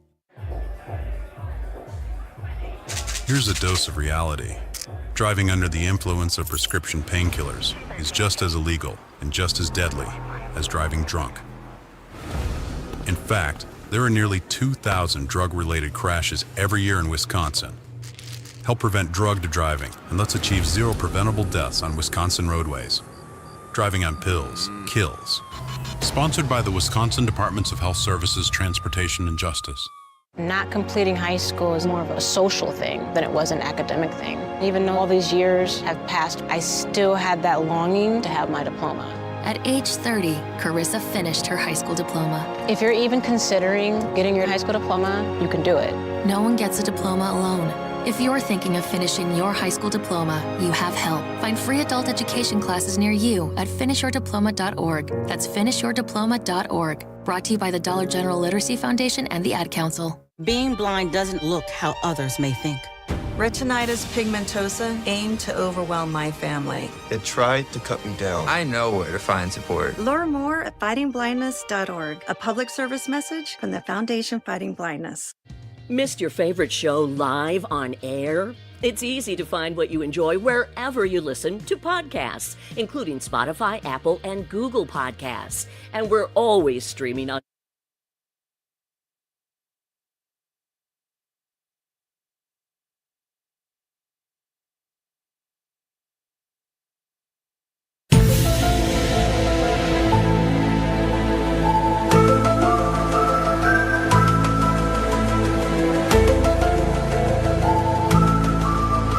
This is Night Light. John and Gordy filling in for Pete Schwaba. And coming up in about 10 minutes or so, we're going to talk to Greg Cisco. He's a UFO expert. That's He's right. with the MUFON organization, the Mutual UFO Network. And we've been getting some texts in here, some people with some experiences of UFO sightings. So we'll talk to Greg about some of that coming up about 15 minutes. Phone lines are open, and you can also text us on the Civic Media app. If you want to call us, 855-752-4842, and text us. We have our question of the night. Have you ever seen a UFO? Have you Or ever a seen ghost. Or a ghost? We had our ghost expert And a if little so, earlier. where? Yeah. And when? Where and when? And tell us about it. Okay. Yeah. All right. Well, you have another story to Well, share with us. This I is was ghostly, really. I Or- was telling you off the air that I was getting a new bunch of speakers. And I'm getting the front three. Okay. You know, the two left, right, and now the center speaker. Well, for people that don't know, John Peterson has this unbelievable movie theater in his living room with movie seating, yes, popcorn machines, That's right. a candy counter, No, I don't all have a kinds candy of counter. an enormous screen, the biggest TV screen I've ever Well, seen. it's only a 65-inch Only- OLED. Okay, but Yeah, you're it's beautiful. It's a beautiful screen. You've ordered an 85-inch screen or something. I wanted to. Okay. Yeah, it was on sale, but I didn't get it. Okay. I should have now. But everything is state of the art. Now you want to get new. What do you want to get? Here's the thing. I thought it was state of the art. Okay. And, I'm getting older. I'm thinking, well, maybe I'm losing some of the high ends. But Really? now I'm thinking that the center speaker is the voice speaker. Okay. That's where you hear the dialogue. Yeah. And I have a hard time hearing it. Now, I know there are different settings. There's a problem in the way they produce movies nowadays. They have a lot of effects, very heavy in music, and you really do have a hard time, no matter what, whether you have good hearing or not, you have a hard time hearing the dialogue. Well, okay? sometimes. Now, but they do have different settings. I was just reading the other day. You can change some of the settings. well, you can punch up the dialogue. Yeah, well, you can turn the volume up for the center speaker. Okay. For any speaker, actually. Yeah. But I thought maybe that center speaker's not as good as it could be. Okay. So I ordered a whole bunch of new speakers Really? that were Dolby Atmos compatible. Okay. So All right. and they're probably sitting out in the porch tonight. They're being delivered tonight. But Really? I thought What's I'd your bring, address? I thought I'd bring. Anybody wants to know? I'm sure the boys are watching him, or maybe they brought him in already. Well, we're broadcasting from Janesville this. No, we're not. Okay. We're in beautiful Madison. All right. Here I brought it up only because you can go even a step further with 4D Movie Scent. What? It's being used now in people's homes. It's designed to add dimension to your favorite movies and TV shows by spraying aromas to match what's on the screen. Oh, come on. It'll spray the ocean's scent, fresh cut grass, storms, spritzes all over the the viewing area. and it's powerful enough to actually fill the room. But but not overbearing, they say. Okay. Okay. So Are you going for that? No, I wish I could, man. This sounds really fun. 4D Movie Scent is compatible with any TV, computer, tablet, phone, gaming system, or VR headset. It costs about $148. That's it. Oh, that's at Amazon, and it comes bundled with 6 scented bottles that last about 4,000 spritzes. So if they have a counter on there, just you don't want to run out. So if you're into seagoing movies, you can watch 4,000 seagoing movies. Additional bottles cost $20 each. See, that's where they get you. gunpowder, racing, explosion, fire, new car, and many more are available. It gets, by the way, 4.3 stars on Amazon. Wow. From the buyers. Pretty good. An adapter connects to the HDMI, audio jack, or optical audio cable connection. AI will then process what it hears in the cloud and then detect what scent is going to be spritzed into your room. Wow, is this a visible spritz that just shoots out of the? Well, I don't know. At your, I tried people that are watching in the living room. I tried one of those sprayers you attach to a fan, and it kind of cools you, but it was a little wet, so that wasn't helpful. Anyway, it's Elevated Perceptions, the company behind Movie Scent. They released Game Scent 2 for gamers, which incorporates gory options like gunfire, blood. The scent of blood. And the scent. You don't want the scent of zombie, do you? Well, they have that. They have that. What would that? It would just smell like dead bodies, rotting dead flesh. I would assume, right? Oh God, you want that really in your living room? And they tout the fact that without AI, this would not be possible. So without AI interpreting what is next on your movie and what it should spritz into your face, well, you're out of luck. So that would scare your dog. Wouldn't that be fun to do that to a dog? Your pets would just be going nuts, well, our dog especially once dogs. In a while watches the TV with us. Really? Yeah, sometimes. And dogs are very sensitive to smell. You think? So, yeah, well, they freak out. Yeah. What are all these smells coming up? Jeez. So what's this called? What's this system called? It's called Movie Scent. You can look it up on Amazon and maybe get it. I don't think it's outrageously expensive, $148. My speakers cost about $500. So. Jeez.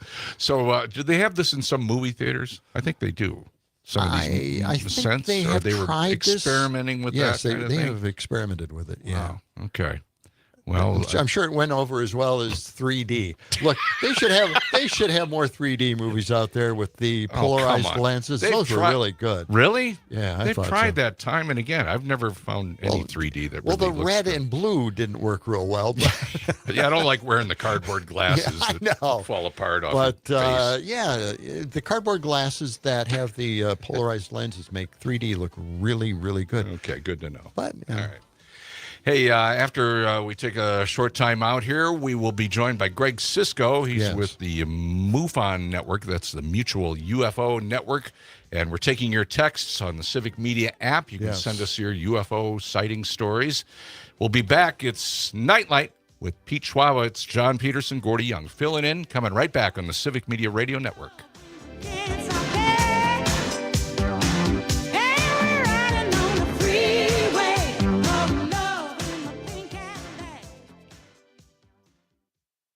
To Alloway. This is 97.9 WGBW. As Wisconsin is cheering on the Brew Crew. This is the Civic Media Radio Network. ABC News, I'm Dave Packer. A deadly mass shooting this afternoon in Minneapolis, close to a high school. It just began its new academic year. Police say one person is dead, 6 others, all believed to be adults, wounded outside Cristo Rey Jesuit High. Police Chief Brian O'Hara. We believe, based on the manner that this shooting occurred, that at least one person standing in that group was clearly targeted. The shooter is at large. Officials in Ventura County, California, are announcing the arrest of 14 people accused of being involved in what they say is the nation's largest Home Depot theft case.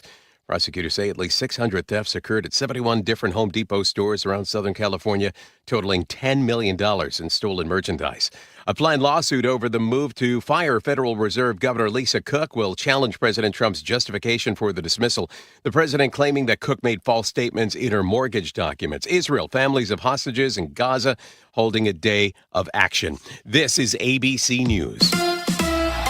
The Packers now at 53. Hi, I'm Mike Clemens with Sports NFL. The Packers reduced their roster down to 53 players. Those released include 2 veterans picked up in free agency, wide receiver and return man Mecole Hardman and former Giants linebacker Isaiah Simmons. The Packers kept running back Marshawn Lloyd for now, although he's had a series of injuries the past year, right now a hamstring that he suffered last week against the Colts. So the team will now sign 16 players to their practice squad. General Manager Brian Gutekunst holding a press conference tomorrow afternoon. Baseball, the Brewers making several roster changes. Pitcher Grant Anderson is on the IL and now expected to be out until mid-September with an ankle injury, tendonitis. Tobias Myers has been recalled. Robert Gasser is making progress in his rehab in the minors. The Brewers are going to host the Arizona Diamondbacks tonight. A recap of that game coming up later on. The Crew winning Game 1 of the 4-game series last night by a final score of 7-5 with Sports on Mike Clemens.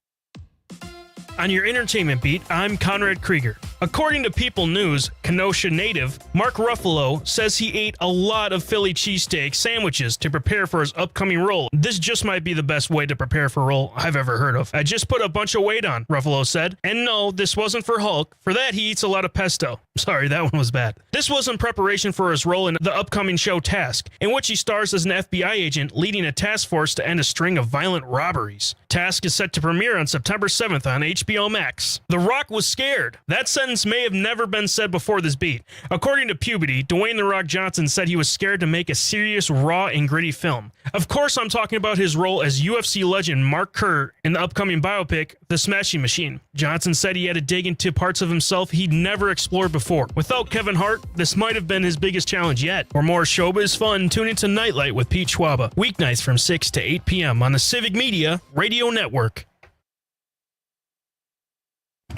As Wisconsin is hitting the road on your Harley. This is the Civic Media Radio Network. I'm meteorologist Mace Michaels. Mostly clear tonight, not as cold with lows in the upper 40s. Mostly sunny and pleasant for tomorrow, high in the mid-70s. Slight storm chance tomorrow night. Back into sunshine with pleasant 70s through the holiday weekend. Currently at 68. Doctors Without Borders is delivering life-saving medical care where it's needed most in communities around the world.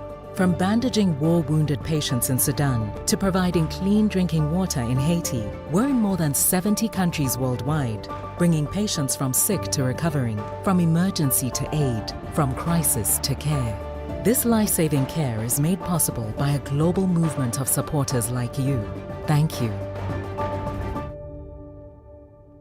Mommy, how come I can't sit in the front seat? Because I love you and you're just not ready yet. Putting your kids in the right seat for their age and size is an act of love. Check that your kids are in the right seat at nhtsa.gov/the-right-seat. Love protects. A message from NHTSA and the Ad Council.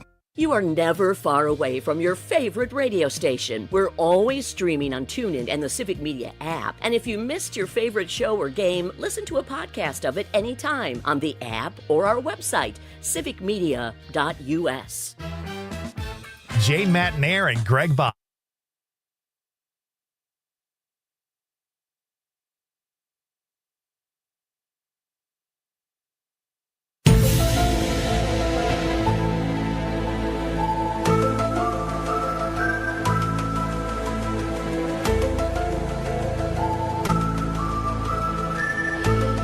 This is the Civic Media Radio Network. It's Nightlight with Pete Schwaba. Pete will be back tomorrow night. John Peterson, Gordy Young filling in for Pete this evening. And along with our producer, Pete's producer, Conrad. And time now to welcome in our guest for this half hour, Greg Cisco. Greg is with the Mutual UFO Network. Greg, good evening to you. How you doing? I'm doing okay. Thanks for having me. Yes, good to have you again. It's been a while. Yeah, it has been a while. Now we're getting some texts here. We asked the question earlier today about getting people that have seen UFOs or think that they've seen UFOs, and we'll share a couple of those in a minute. But I want to start out by playing something that I found from Joe Rogan, and this was about 3 or 4 weeks ago. And Conrad, if you can get that cut, this is talking about this object that appears to be coming into the solar system, or maybe is already in our solar system, and this is getting the attention of NASA and some professors and scientists. So, Conrad, go ahead and play that cut. This is from Joe Rogan's show.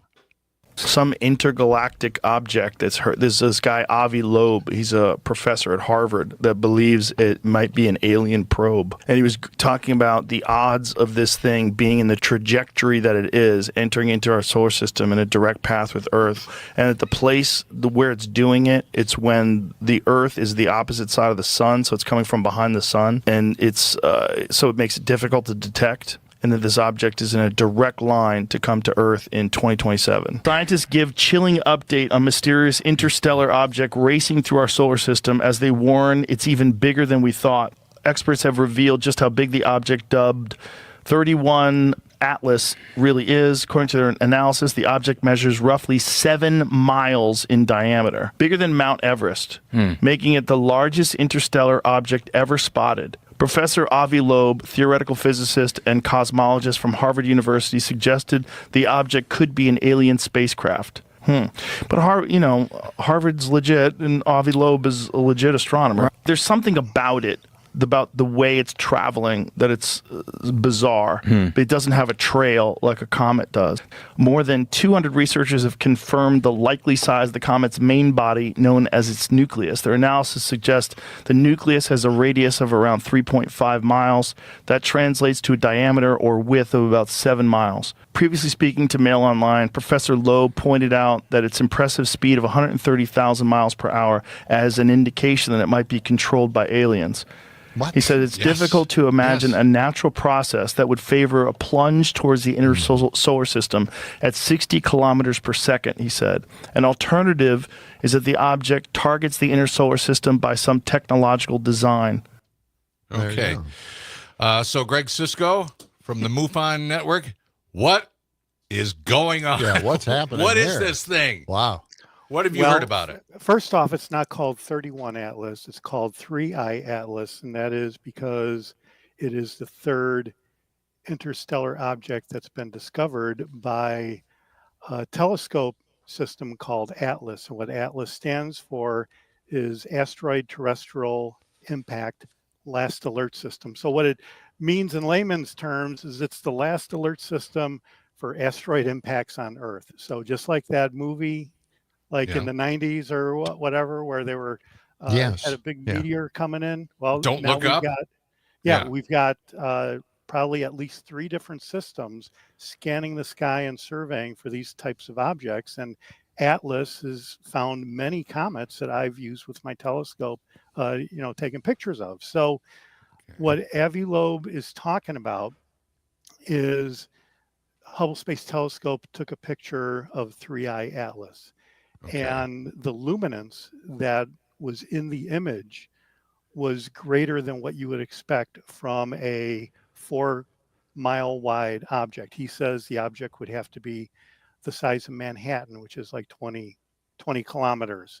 And 3I Atlas is like 7 kilometers or something like that. So it doesn't have enough size to reflect the amount of sunlight needed to properly show the luminance that they're seeing, he says. And so because of that, he thinks that it's a nuclear-powered spacecraft that's illuminating its own light.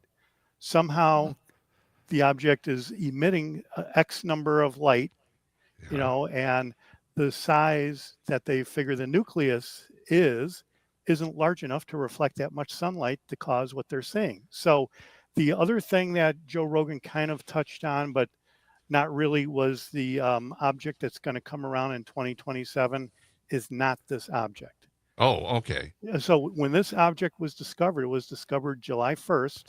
It was just inside the orbit of Jupiter, and it's going to pass outside on the other side of the solar system. It's going to leave the other side of Jupiter's orbit probably by December or January.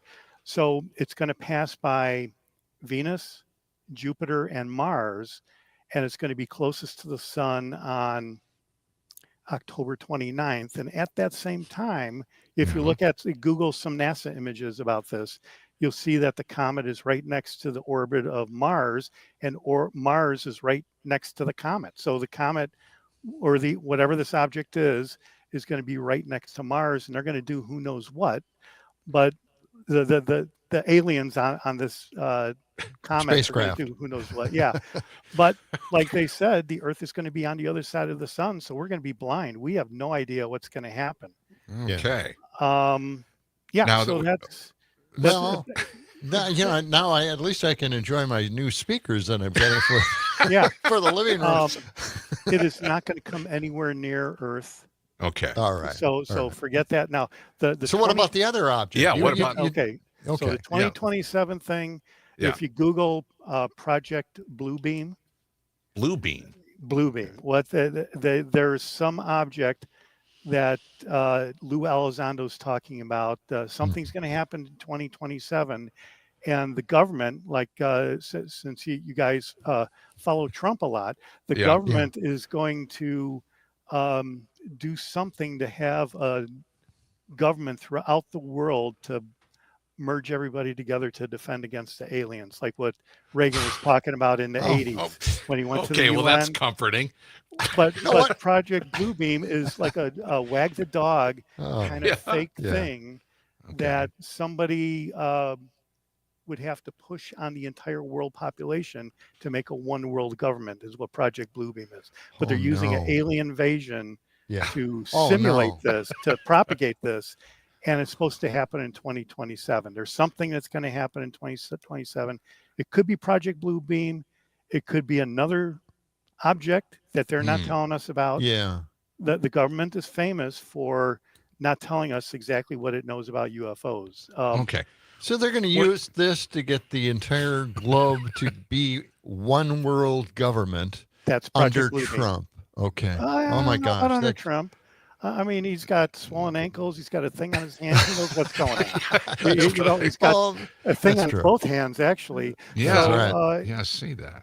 Well, it's an amazing thing, and we'll be the laughing stock of the entire world if this doesn't work out. Okay, so now, Greg, I know that we're talking with Greg Sisko from MUFON, and MUFON stands for the Mutual UFO Network. Yeah. So you've been doing this kind of a long. How long have you been with MUFON? How long have you been looking into UFO sightings? 11 years.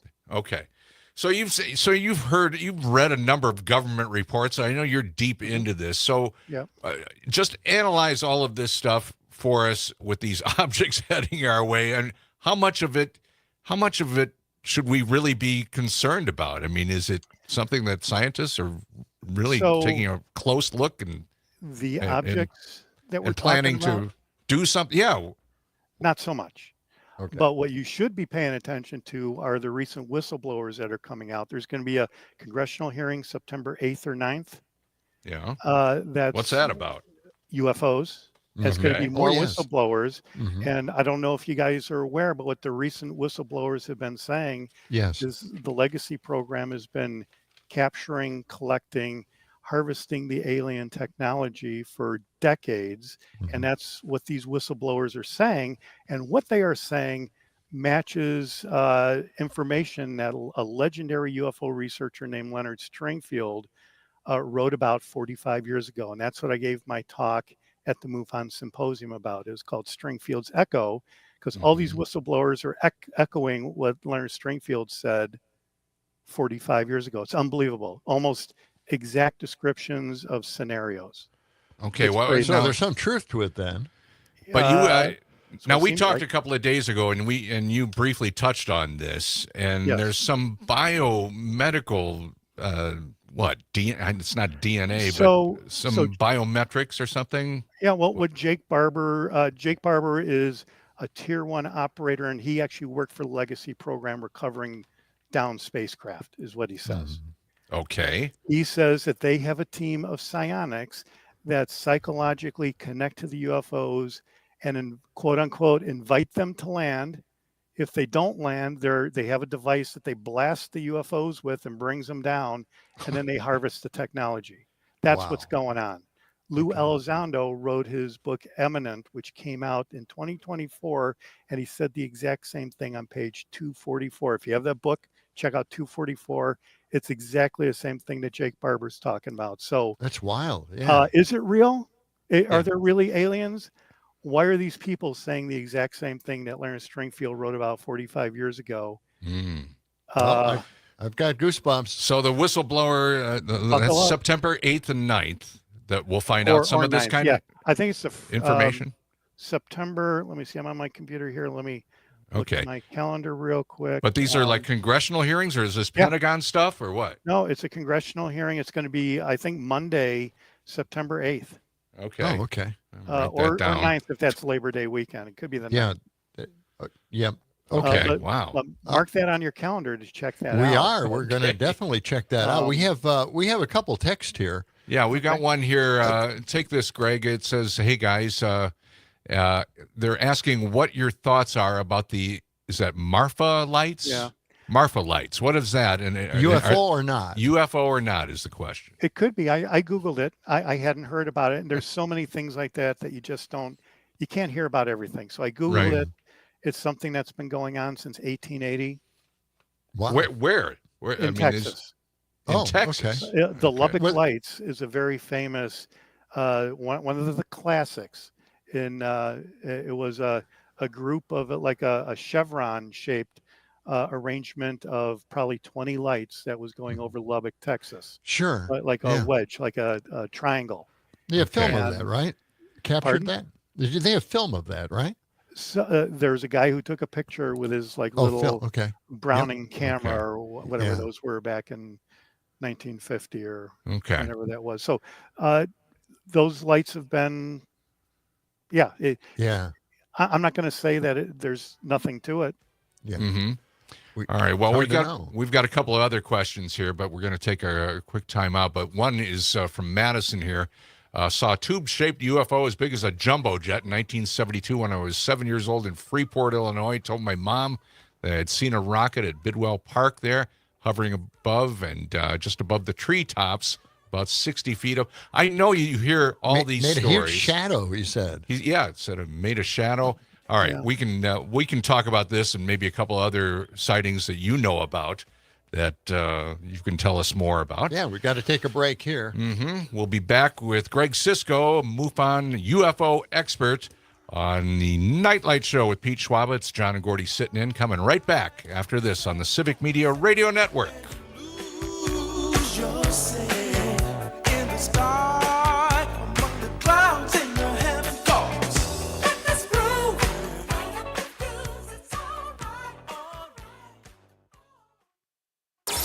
Rebuilding and refreshing local radio one station at a time. This Civic Media radio station is proud to be a part of your community. Learn more at civicmedia.us. The Cap Times Idea Fest is back with important local and national topics September 8th through the 13th in Madison. This year's guest speakers include Minnesota Governor Tim Walz, former Georgia lawmaker and voting rights activist Stacey Abrams, and Wisconsin Governor Tony Evers. Idea Fest will also feature some of the nation's leading journalists, from Maureen Dowd of the New York Times to Evan Osnos of the New Yorker, along with former Washington Post columnist Eugene Robinson and Jennifer Rubin. Tickets at captimesmediafest.com. Hey, it's Amanda, and we all know that Northeast Wisconsin has some of the best events around, but trying to find them all can be tricky. So here at WGBW, we decided to do the work for you. Prevent boredom on any night by going to WGBW.FM and click events in the top right corner. You'll never have to spend forever scrolling to find out what's going on in your area. And if you got an event to share, hit us up by emailing info@WGBW.FM, bringing you local news and timeless hits while giving you the 411 on what's happening in New Wisco. My name is DeMar Hamlin. I play for the Buffalo Bills, and I play safety. CPR saved my life. I've teamed up with the American Heart Association as a national ambassador to help create a nation of lifesavers, turning bystanders into lifesavers through CPR education and access to AEDs. Nearly 3 out of 4 cardiac arrests that don't happen in hospitals happen in homes. Join me to ensure everyone has the chance to live longer, healthier lives. Visit heart.org/nation. Snakes, zombies, public speaking, the list of fears is endless. But the real danger is in your hand when you're behind the wheel. Distracted driving is what's really scary and even deadly. Eyes forward, don't drive distracted. Brought to you by NHTSA and the Ad Council. Missed your favorite show live on air? It's easy to find what you enjoy wherever you listen to podcasts, including Spotify, Apple, and Google Podcasts. And we're always streaming on TuneIn and the Civic Media app. Your local Civic Media radio station is your source for real news and great conversation, plus fun and exciting contests. For a complete list of contest rules, log on wgbw.fm/contest-terms. As Wisconsin is cheering on Bucky Badger. This is the Civic Media Radio Network.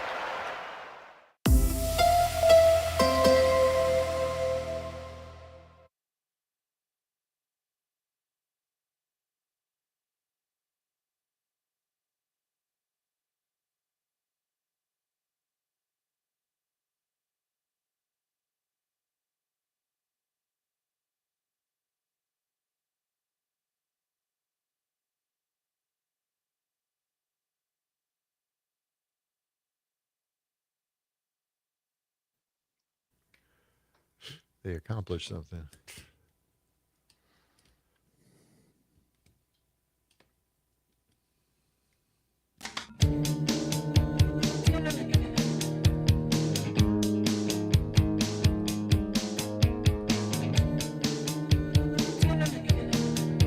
This is Night Light.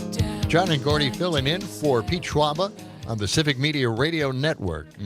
Pete will be back tomorrow night. We're continuing our conversation here with Greg Sisko. He's a UFO expert with the MUFON Network. Scaring the daylights out of us. We're Buckle up. Yeah, buckle up. Well, there's so much going on in the Trump administration. All we need are aliens now. Showing up. That's great. I want to continue this one text that we got here, Greg, and see what you think about this, because this goes back to 1972. I know that was before you started really investigating UFOs, but this thing happened around Freeport, Illinois, and John texted us that this UFO was hovering above. Scroll back up there just a little bit. There we go. It was the size of a jumbo jet. He was 7 years old when he saw this above Freeport, Illinois. Told his mom he saw a rocket. It was about 60 feet up above the treetops. Made a huge shadow over him. Mom didn't believe me, and that was that. Not sure where my implant might be. Yeah, where would the implant be? And then he asked a little bit later on if there were any similar sightings. 1972, Freeport, Illinois. I don't know if there's any way you can look any of that kind of stuff up, Greg. You've been doing these kind of investigations a long time. Yeah. Do you hear similar stories? I mean, that you cross-reference and find out, that many people saw the same kind of phenomena? Have you personally done some of those kind of investigations? There are stories like that constantly. Yeah. I had my own sighting around the same time. Yeah. Okay, so when it was like in the late 60s, early 70s, my mother, my brother, and I went to the drugstore to get some medicine for my dad who was sick. So when we get home, we saw this orange square object in the sky over in the east. And my mom flipped out. And I was 12 years old. My mom was probably 32, 33, something like that. So it's an adult in the prime of their life, and she's flipping out. So us kids, me and my brother, were not doing all that great because mom is flipping out.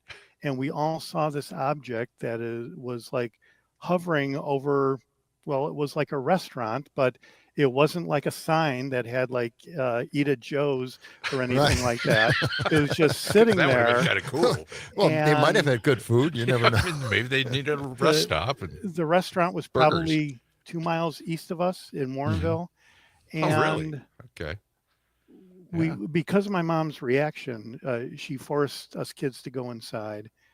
I remembered what it looked like. It was like a square with very specific corners, and it had orange with a black outline. Wow. That's very specific. Yeah, it is. And we didn't talk about that for 40 years until I joined MUFON. Then I asked my brother and my mom, who was in her 80s at the time, and she remembered everything better than my brother and I. So, and we all had the same story. So, she said that for sure, whatever she saw was a craft. Wow. And she, as she got older, she started having some issues, aging Yeah. issues. And so she wasn't clear on a lot of things, but she was sure clear about that. So, Well, there is Bizarro Planet, which was square, and and who are the Star Trek what next? Star Trek aliens that had the the Borg. square, the Borg. Oh, the Borg. Yes, it could have been. You might have actually seen the Borg. Maybe that's it. Yeah. well, it could have been the moon coming up, right? Because it was close to the horizon. Yeah. So we have modern planetarium programs that you can dial in any time and date. So I went to the summer of like 1970, say, and I set my location to Warrenville, where I grew up, and I looked for the moon rising in the east. That's a great idea. Yeah. And it's on the wrong side of the road in the summertime. Oh. So this was in the summertime. So yeah, we saw the object, the moon did not rise during the time of the year that we saw this object. Wow, that's great. Amazing What a stuff. great story. And that's what kind of got you interested in all this, right? It didn't hurt. When I was Yeah. growing up, my parents had UFO magazines all really? The place. Oh, really? And Really? so I was, Wow. Yeah. You were immersed in it. actually built a UFO detector, which detects magnetic fields, as well as like a 9-year-old kid could do. Yes. And Yeah, now that's that great. I'm grown up, they're still talking about magnetism with the UFOs. That's still, it was a thing back in the 70s and 60s. It's a thing right now. Well, what is the thing with magnetism and the UFOs? Is that how they get propelled? That is what some people believe. That's what the theory would be. Okay. Yeah. Interesting stuff. I retired from Fermilab after 40 years, and I have a friend who's like a real scientist. Oh, do you need to go? No. Well, we're getting have a ready to minute. wrap up. We We got have a about a minute. minute left. I did want to ask you, Greg, if people are interested in finding out more about UFOs or some really good sites to go to. You mentioned one before, and I wrote it down, but now I can't find it. Greg, So we're going to have to talk to you more often because things are happening. And these They hearings are are going happening. on the 9th, so we're going to have to touch base. Well, maybe you could have me on after the congressional hearing. Okay. That's absolutely. Why do we you do can that? do that. Yeah. Do a debrief, a UFO debrief. That's a good name. I like exactly. All right. But recommend a site or two that people can go to find out more information about strange objects headed toward our solar system and things like that. The best place I know to go to is on YouTube, and look up Ross Coulthard Reality Check. Okay. And that's the one program that is constant. Check out News Nation and Elizabeth Vargas and actually Como. All right, and Greg, if you could email Gordy and tell him when those hearings are on, and That'd be great. Then we could really check that out. Okay. And do you want to put out an email that people can reach you at? Do you have something? Or no? Thor's Hammer at ancientstargate.net. All right. Thor's Hammer at ancientstargate.net. Okay. It's spelled just like you say it. Okay. All right. Greg Sisko, thanks for being with us. Appreciate it. We'll This is talk a to lot you of after fun. those hearings, Yes. okay? Okay. All right. All We'll right. connect. And that's going to do it for us. We got to get out Lot of of here. fun. Thanks for Pete. Pete's He'll be back. back tomorrow night. Civic Media Radio Network. See you later. Cut it close there. God, we're out at 50.